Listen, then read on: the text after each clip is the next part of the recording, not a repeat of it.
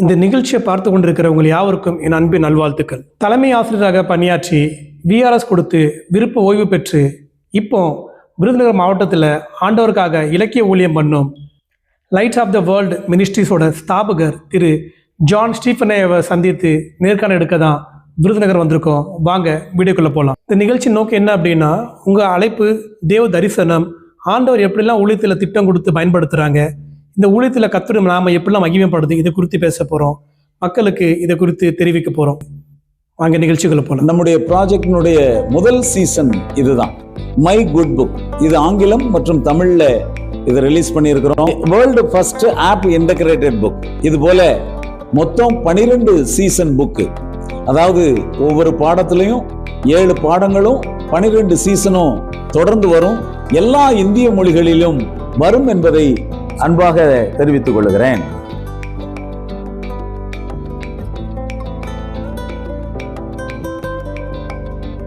Praise the Lord. சோதரம் ஆண்டவரும் அருமை இரட்சகருமான இயேசு கிறிஸ்துவின் நாமத்தினாலே இதை பார்க்கிற யாவருக்கும் என்னுடைய அன்பின் வாழ்த்துக்கள். உங்களை குறித்து சொல்லுங்கய்யா, ஆண்டோடைய அன்பை எப்படி அறிஞ்சிக்கிட்டீங்க? நான் பிறக்கும்போது ஒரு கத்தோலிக்க குடும்பத்தில் பிறந்து வளர்ந்தேன். 1998 சில காரணங்கள்னால என்னுடைய வாழ்க்கையை வெறுத்து போய் வாழ்க்கையை முடிச்சுக்கிறலாம் அப்படிங்கிற சூழ்நிலையில் ஒரு 2 கன்னியாஸ்திரிகள் வந்து சாலக்குடியில் நடக்கிற ஒரு தியான கேந்திரத்துக்கு வா அப்படின்னு சொல்லி என்னை கூட்டிகிட்டு போனாங்க. அங்கே தான் முதல்ல ஆண்டவருடைய அன்பை ருசி பார்த்தேன். அங்கே ஆண்டவர் என்னோடு கூட பேசினார். அதிலிருந்து அந்த போயிட்டு வந்த அடுத்த வாரத்திலிருந்து சின்ன சின்ன ஊழியங்களாக செய்ய தொடங்கி ஆண்டவருடைய ஊழியத்தை இந்த 2025 வரை எங்கள் பகுதியில் செய்ய ஆண்டவர் எனக்கு கிருபை பாராட்டி இருக்கிறார். சிறு பிள்ளைகளுக்காக, சிறு குழந்தைகளுக்காக இந்த முயற்சி எடுக்க காரணம் என்னையா? இவ்வளோ விஷயங்கள் இருக்குது, ஆனால் இந்த முயற்சி எதுக்கு எடுத்தீங்க? இன்றைய குழந்தைகள் நாளைய உலகின் தலைவர்கள்.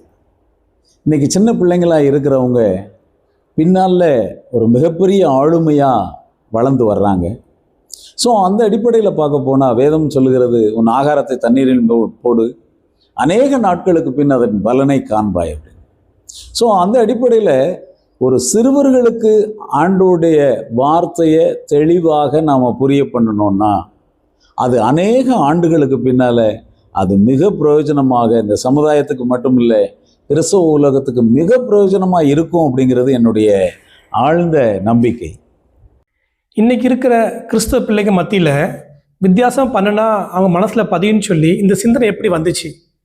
இந்த மெத்தேட் ரொம்ப புதுசாக இருக்குது, இந்த மெத்தேடு ஃபாலோ பண்ணுனா சரியாக இருக்கும் அப்படின்னு சொல்லி எப்படி தோணுச்சு? இந்த சிந்தனை வர காரணம் என்ன? அது குறித்து கொஞ்சம் சொல்லுங்கய்யா. அதாவது வேதத்தை எளிமையாக போதிக்கிறதுக்கு எத்தனையோ வகையான முறைகளை வந்து நம்முடைய தலைவர்கள் பின்பற்றி இருக்கிறாங்க. ஆனால் அதில் ஒரு முக்கியமான காரியம் என்னென்னா, இப்போது ஃபின்லாந்தினுடைய கல்வி முறை. ஒரு முறை அப்துல் கலாம் ஐயாவோட ஒரு மீட்டிங்கில் பங்கெடுக்க எனக்கு வாய்ப்பு கிடைச்சது.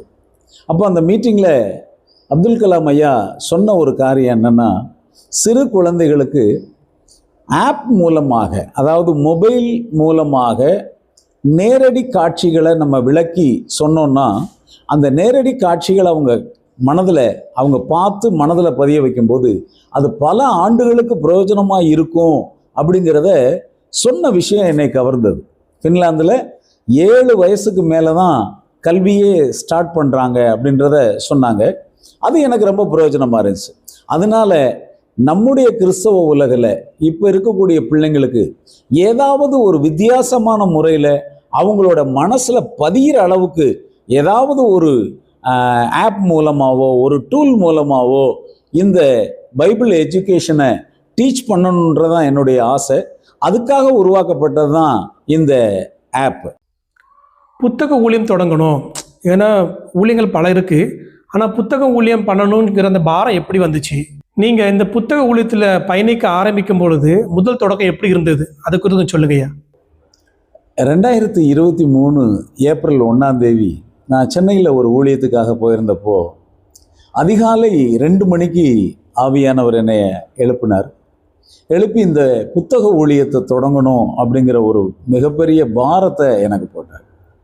குறைந்தபட்சம் 1 கோடி பிள்ளைங்களாவது இந்த புத்தகத்தின் மூலமாக பயன்பெறணும், அதுக்கான திட்டங்களை நீ தொடங்கு அப்படின்னு சொல்லிட்டு ஆண்டவர் தெளிவாக பேசினதுனால நான் அப்போ இருந்தே இதுக்காக ஜெபம் பண்ண தொடங்கினேன். ஒரு குறிப்பிட்ட நாளில் அதை தொடங்குறதுக்கான வாய்ப்புகளையும் ஆண்டவர் கொடுத்தாரு. அதுதான் இந்த புத்தகத்தினுடைய முதல் தொடக்கம்.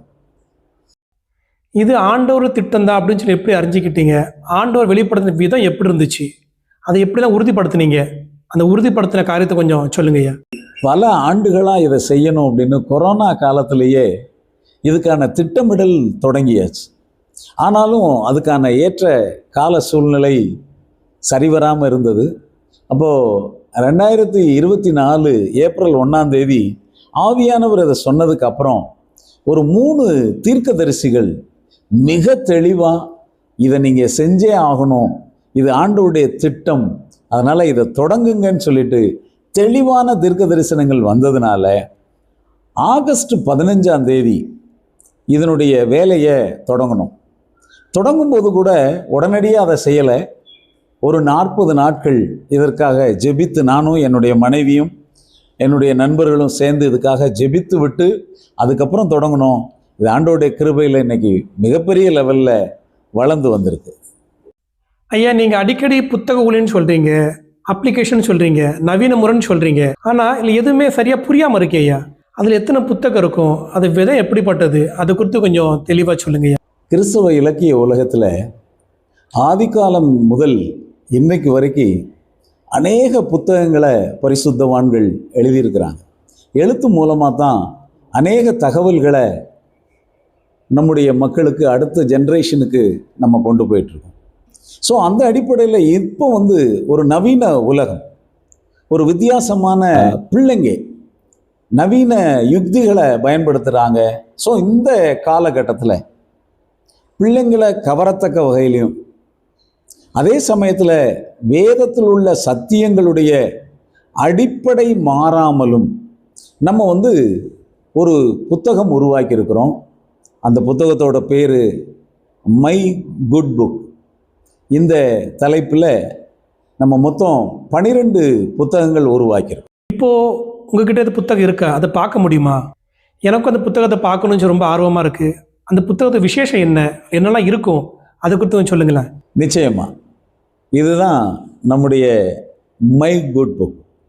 இது தமிழ் மற்றும் ஆங்கிலம் மொழிகளில் இப்போ ரெடி பண்ணியிருக்கிறோம். இந்த புக்கினுடைய ஒரு முக்கியமான விஷயம் என்னன்னா, வேர்ல்டுலேயே முதல் முறையாக ஒரு அப்ளிகேஷனோட இன்டகிரேட் பண்ணப்பட்ட ஒரு புத்தகம், உலகின் முதல் செயலியுடன் இணைக்கப்பட்ட புத்தகம், ஆப் இன்டகிரேட்டட் புக். இந்த புத்தகத்தையும் ஒரு ஆண்ட்ராய்டு iOS ஆப்பையும் இதில் நம்ம இன்டகிரேட் பண்ணியிருக்கிறோம். இது ஒரு ஆக்டிவிட்டி பேஸ்டு புக். அதாவது இந்த புத்தகத்தில் முதல் 4 பாடங்கள் பழைய ஏற்பாட்டிலிருந்தும், அடுத்து ஒரு 3 பாடங்கள் புதிய ஏற்பாட்டிலிருந்தும் நம்ம இதில் ரெடி பண்ணியிருக்கிறோம். இப்போது உதாரணத்திற்கு ஒவ்வொரு பாடத்தையும் இந்த புத்தகத்தில் 3 பகுதிகளாக பிரித்து நம்ம இதில் டீச் பண்ணுறோம். முதலாவது கடவுளின் அழகிய படைப்பு, டே ஆஃப் கிரியேஷன். அடுத்து இந்த பக்கம் பார்த்தீங்கன்னா ஒரு முப்பரிமாண காட்சி, ஏதேன் தோட்டத்தினுடைய ஒரு முப்பரிமாண காட்சி. இதை சாதாரணமாக நீங்கள் வெறும் கண்ணால் பார்க்கும்போது ஒரு மங்களா ஏதோ அழிந்து போன படம் மாதிரி உங்களுக்கு தெரியும். ஆனால் இதற்கென்று பிரத்யேகமான ஒரு கண்ணாடியை, 3D கண்ணாடியை நீங்கள் பயன்படுத்தி பார்க்கும்போது இது நேரில் தத்ரூபமாக பார்ப்பது போல ஒரு காட்சி உங்களுக்கு உண்டாகும். இதுதான் அந்த 3D முப்பரிமாண கண்ணாடி. இப்போ இந்த கண்ணாடியை பயன்படுத்தி இந்த ஏதேன் தோட்டத்தினுடைய காட்சியை நம்ம பார்க்கும்போது அது உண்மையாகவே நம்ம கண் முன்னால் இருக்கிற ஒரு உணர்வை நமக்கு கொண்டு வரும். அப்போ ஒவ்வொரு பாடங்களுக்கும் இது போல 3D அனிமேஷன் படங்களை நம்ம இதில் வச்சுருக்கிறோம். படமாகவும் வச்சுருக்கிறோம், வீடியோவாகவும் வச்சுருக்கிறோம். ஸோ அதே போல் மூன்றாவது பகுதி என்ன அப்படின்னா காந்த அட்டை விளையாட்டு. அதாவது கடவுள் ஒவ்வொரு நாளும் இதை எப்படி உருவாக்கினார் அப்படிங்கிறத ஒரு 7 அட்டைகள் மூலமாக அதை பொருத்தி பார்த்து அதை ரிமைண்ட் பண்ணுறதுக்கான ஒரு வாய்ப்பை நம்ம இந்த பகுதியில் உருவாக்கி தர்றோம். இந்த பகுதியில் டெம்டேஷன் ஆஃப் காட், அதாவது டெம்டேஷன் ஆஃப் கிரைஸ்ட், இயேசு கிறிஸ்துவுக்கு பிசாசானவன் கொண்டு வந்த சோதனைகளை பிள்ளைங்க மறக்காமல் இருக்கணும், அது மனதில் நிற்கணுன்றதுக்காக ஒரு விளையாட்டு அட்டை உருவாக்கி இருக்கிறோம்.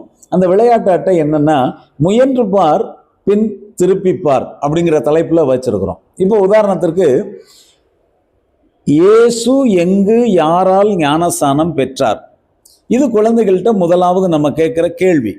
இயேசு எங்கு யாரால் ஞானஸ்நானம் பெற்றார், இதை முதலாவது குழந்தைங்கள்ட்ட கேட்டுட்டு பேரண்ட் இதில் கட்டாயமாக பெற்றோர்களுடைய உதவி குழந்தைகளுக்கு ரொம்ப தேவை.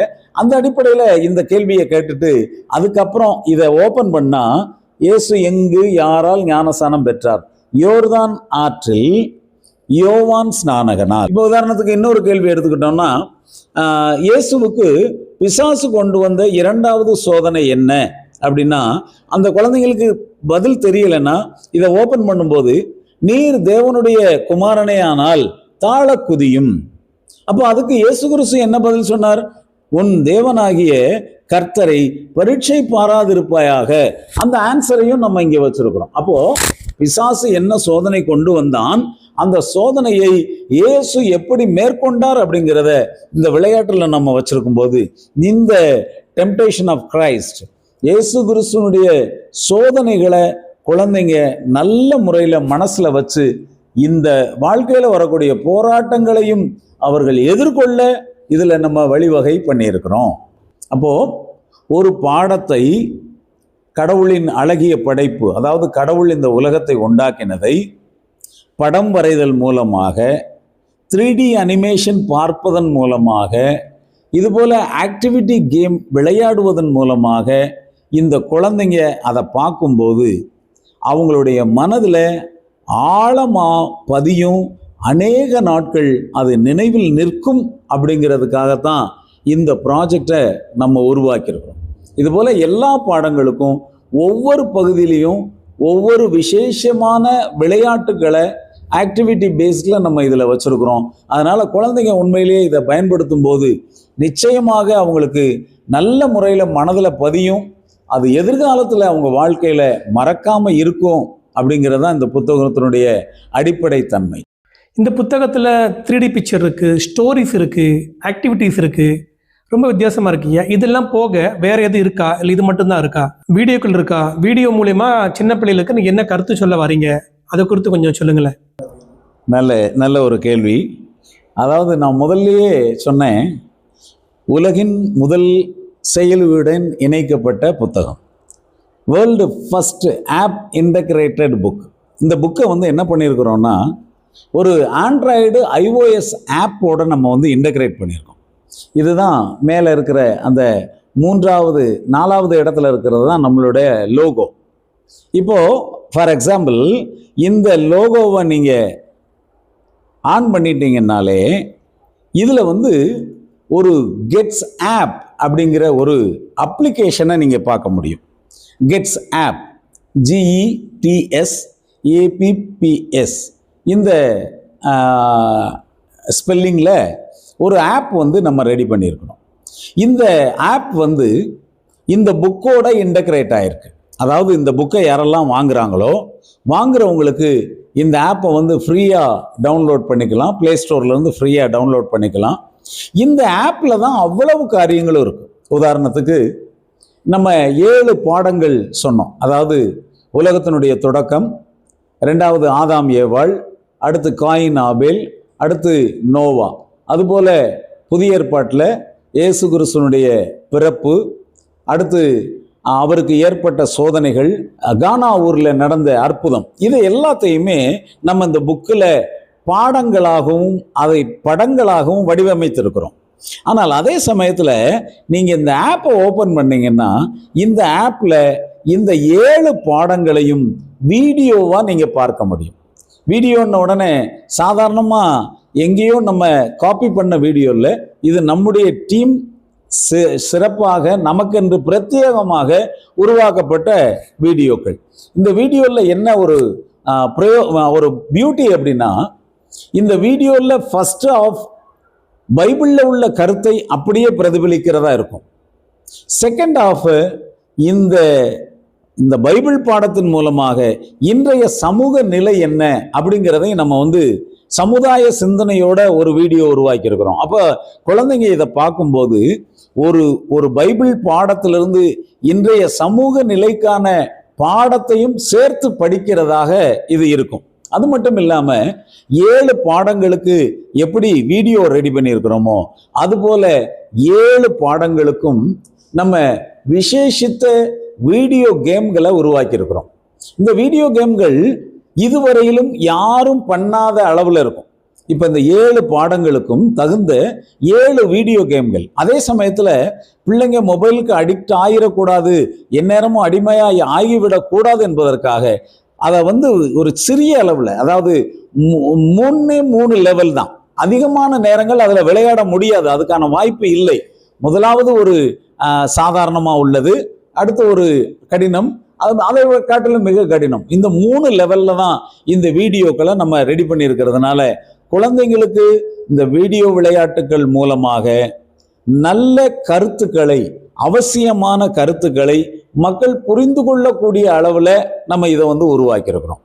உதாரணத்துக்கு இயேசு கிறிஸ்து இந்த பூமியிலே சமாதானம் உண்டாக்க வந்தார். அப்போ அதனுடைய வீடியோவா நம்ம என்ன பண்றோம்னா, ஒரு பள்ளிக்கூடத்துல நடக்கிற சம்பவங்கள், 2 பிள்ளைங்களுக்குள்ள ஒரு சமாதானமின்மையை சரி பண்ணி அவங்க 2 பேரும் சமாதானம் ஆகிற மாதிரி அந்த வீடியோவை முடிக்கிறோம். அப்போ வீடியோவை பார்க்கிற ஒவ்வொருவருக்கும் அந்த நாட்கள்ல கிறிஸ்துவனுடைய பிறப்பு எதை கொண்டு வந்தது, இந்த நாட்கள்ல நம்ம என்ன செய்யணுன்ற கருத்தை பிரதிபலிக்கிறதா நம்முடைய வீடியோக்கள் அமைந்திருக்கிறது. இந்த ஆப் இன்டகிரேட்டட் புக் வாங்குறதுனால பிள்ளைகளுக்கு என்ன லாபம்? இது பிள்ளைகளுக்கு பயன்படுமா? அது அவங்க இருதயத்துல பதியுமா? இந்த புத்தகத்தை சிறு குழந்தைகள் எப்படிலாம் பயன்படுத்தலாம், அதை குறித்து கொஞ்சம் சொல்லுங்கய்யா. இந்த புத்தகம் பிளஸ் ஆப், இது ஒரு ப்ராஜெக்ட் அப்படின்னு நம்ம சொல்றோம். ஆப் இன்டகிரேட்டட் புக் அப்படின்னு சொல்றோம். இந்த ஆப் இன்டகிரேட்டட் புக்கை வாங்கிறதுனால குழந்தைங்களுக்கு என்ன பயன் அப்படின்னா, ஒரு பைபிள் பாடத்தை அவங்க ஒரு முறை படித்தால் அது பல முறை அவங்க அதை ஆக்டிவிட்டியாக பண்ணுறதுனால அவங்களுடைய இருதயத்தில் ஆழமாக பதியும். அப்போ பைபிள் பாடங்கள் குழந்தை மட்டும் இல்லை, யார் வேணாலும் இதை படிக்கலாம், அவங்களுக்கு நல்ல முறையில் ஆழமாக பதியும். அது மட்டும் இல்லை, இந்த புத்தகம் உலகத்திலே முதல் முறையாக நம்ம ரிலீஸ் பண்ணுறதுனால இதை பார்க்குற ஒவ்வொருவருக்கும் நல்ல ஆர்வம் உண்டாகணுன்றதுக்காகவும் இதில் பங்கெடுக்கக்கூடிய பிள்ளைங்களுக்கு நல்ல பரிசுகளும் பாராட்டுகளையும் கொடுக்கணும்னு நினைக்கிறோம். என்ன காரணம்னா, ஒரு குழந்தையை நம்ம பாராட்டணும்னா அந்த பாராட்டு அந்த குழந்தைக்கு எவ்வளவு மகிழ்ச்சியை தருன்றது ஒரு ஆசிரியராக இருக்கிற எனக்கு நல்லாவே தெரியும்.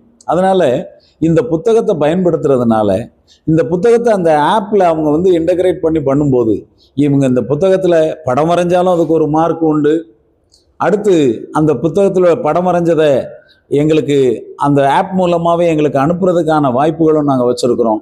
அந்த மாதிரி அவங்க அதை அனுப்பும்போது அதுக்கெல்லாம் நாங்கள் எங்களுடைய குழு, எங்களுடைய டீம் அதுக்கான மார்க்கு ஜென்ரேட் பண்ணி அவங்க எந்த சபையை சார்ந்திருக்காங்களோ அந்த சபை போதகர்கள் மூலமாக நாங்கள் ஒரு நல்ல பரிசுகளை கொடுக்க விரும்புகிறோம். ஒவ்வொரு டிஸ்ட்ரிக்ட்லேயும் முதல் பரிசு, 2வது பரிசு, 3வது பரிசு மற்றும் ஆறுதல் பரிசுகள், சர்டிஃபிகேட் இந்த மாதிரி கொடுக்கறதுக்கு நாங்கள் பிளான் பண்ணியிருக்கிறோம். அதனால் இந்த புத்தகத்தை வாங்கி படிக்கிறதன் மூலமாக இந்த பிள்ளைங்களுடைய வேத அறிவு வளரும். அதே போல் அவங்களுக்கு தேவையான நல்ல பரிசுகளும் கிடைக்கிறது மாதிரி இந்த புக்கை நாங்கள் பிளான் பண்ணியிருக்கிறோம். இந்த புத்தகத்தை எப்படி பயன்படுத்தணும்னு சொல்லி பெற்றோர்களுக்கு இது ஆலோசனை சொல்ல விரும்புகிறீங்களா? அது எப்படிப்பட்ட ஆலோசனையாக இருக்கும், அதை குறித்து கொஞ்சம் சொல்லுங்கய்யா. இந்த வசனத்தில் பார்த்தீங்கன்னா ஏசாயா 54:13, உன் பிள்ளைகள் எல்லோரும் கர்த்தரால் போதிக்கப்பட்டிருப்பார்கள், உன் பிள்ளைகளுடைய சமாதானம் பெரிதாய் இருக்கும். பிள்ளைகள் கர்த்தரால் போதிக்கப்பட்டிருப்பார்கள். அதாவது இந்த வேதத்தில் உள்ள சத்தியங்களை பிள்ளைங்களுக்கு புரியும்படியாக நாம தான் சொல்லிக் கொடுக்கணும். உதாரணத்திற்கு இந்த புத்தகம் 3 வயது தொடங்கி எத்தனை வயது உள்ளவர்கள் வேண்டுமானாலும் பயன்படுத்தலாம். ஆனால் அதே சமயத்தில் 5 வயதுக்கு உட்பட்ட பிள்ளைகளுக்கு சில பாடங்களை நாம தான் சொல்லிக் கொடுக்கணும். என்ன காரணம் அப்படின்னாச்சுன்னா, இப்போ உதாரணத்திற்கு இதில் உள்ள ஒரு சில பாடங்கள் எளிமையாக இருக்கும். இப்போ இந்த காந்த அட்டை மேட்ச் பண்ணுறது எளிமையாக இருக்கும். ஆனால் எந்த இடத்துல எதை பொருத்த வேண்டும் என்பது பெற்றோர்களுக்கு தான் தெரியும். அதனால பெற்றோர்களுடைய வழிநடத்துதலின்படி இதை ஒரு குழந்தை ஃபாலோ பண்ணாங்கன்னா அது நிச்சயமா பிரயோஜனமா இருக்கும். ஏன்னா சிறு குழந்தைகளுக்கு எழுத தெரியாது. ஆனா 5 வயதுக்கு மேற்பட்ட உள்ள பிள்ளைங்களுக்கு இதுல உள்ள அந்த வேர்டு கேம், வார்த்தை புதிர் விளையாட்டு, இதெல்லாம் அவங்க பெற்றோர்கள் சொல்லி கொடுத்தாங்கன்னா எளிமையா புரியும். அதே சமயத்துல இதுல உள்ள அந்த வண்ணம் தீட்டுதல், அந்த நம்முடைய அந்த 3D அனிமேஷன் பிக்சர்லாம் இயல்பா யார் வேணாலும் பார்க்கறதுக்கு ஒரு உற்சாகத்தையும் ஒரு மன மகிழ்ச்சியும் தரும். அதாவது நேரடியாக பார்க்கறத விட அந்த முப்பரிமாண காட்சி 3D எஃபெக்ட்ல பார்க்கும்போது அது நிச்சயமா பிரயோஜனமா இருக்கும். அதனால என்னுடைய தாழ்மையான வேண்டுகோள், பெற்றோர்களே உங்கள் பிள்ளைகளுக்கு இதை கற்றுக் கொடுக்க ஆர்வப்படுங்க. ஒரு முறை இதை கற்றுக் கொடுத்துட்டீங்கன்னா நிச்சயமாகவே அடுத்த முறை அவங்க உங்களை தேட மாட்டாங்க. அவங்களே இதுல விளையாடவோ படம் வரையவோ அல்லது இதுல உள்ள ஆக்டிவிட்டி செய்யவோ அவங்களுக்கு ரொம்ப இன்ட்ரெஸ்ட் வந்துடும். சரியா?